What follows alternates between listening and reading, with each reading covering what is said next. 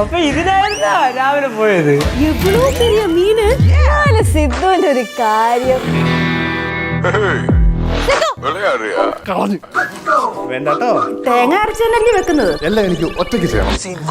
അവനാരാണ്? Master ഷെഫാ. അതെന്റെ ചേച്ചിയുടെ ആവശ്യത്തിൽ കൂടുതലുണ്ട്. നമ്മൾ തുടങ്ങുമല്ലേ? ഭയങ്കര വല്ലതും ചിലപ്പോ കുളവായി പോവും. അത് ഉറപ്പായിട്ടും കുളാവുമല്ലോ.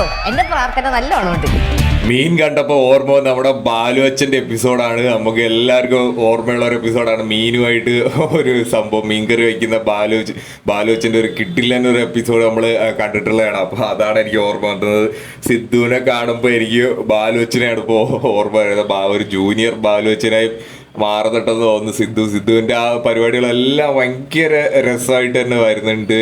ലച്ചുമായിട്ടുള്ള 2 റൊമാൻറ്റിക് എപ്പിസോഡുകൾ നമുക്ക് കിട്ടി. ഇപ്പം അതിനുശേഷം ഇപ്പം മീൻ കറി വയ്ക്കാനുള്ള ഒരു പരിപാടിയിലേക്ക് എത്തിക്കൊണ്ടിരിക്കുകയാണ്. ഇത് കാണുമ്പോൾ തട്ടിമുട്ടിയിലെ നമ്മളെ കണ്ണൻ്റെ വേറൊരു എപ്പിസോഡ് ഓർമ്മ വരുന്നുണ്ട്. റോസമ്മയ്ക്ക് വേണ്ടിയിട്ട് കടലിൽ പോയവർ, അത് നിങ്ങൾ കണ്ടിട്ടുണ്ടോ എന്ന് എനിക്ക് അറിയില്ല.